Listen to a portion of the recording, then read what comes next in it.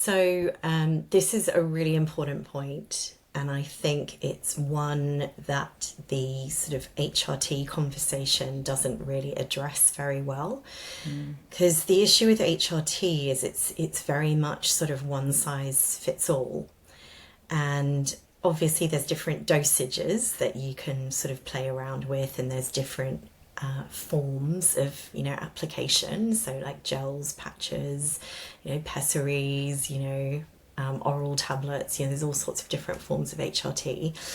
But if you've got a sort of high estrogen condition, as you might see in perimenopause, so for example, fibroids, as you've mentioned, or even that sort of heavy bleeding that you get a lot in perimenopause, which is a really debilitating problem for lots of women.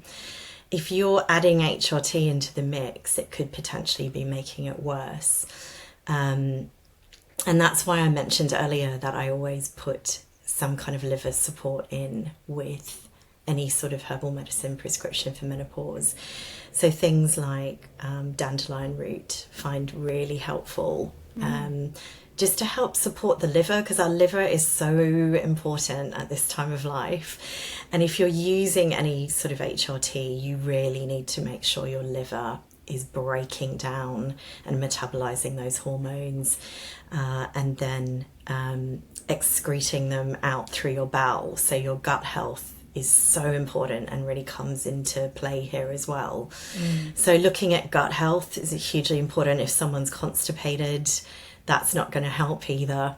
So you've got to really work on that. And these are some of the conversations I think that people need to hear more, because often women are just sort of using HRT and it's not working, or they're getting side effects, or they're getting bloated or putting on weight, and all sorts of things can happen if your liver is not functioning properly.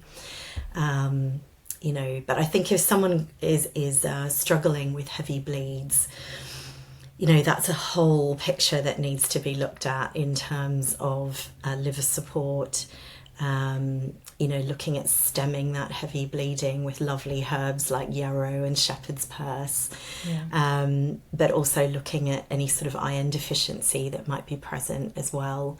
So there's so much as herbalists we can do to help people in those situations.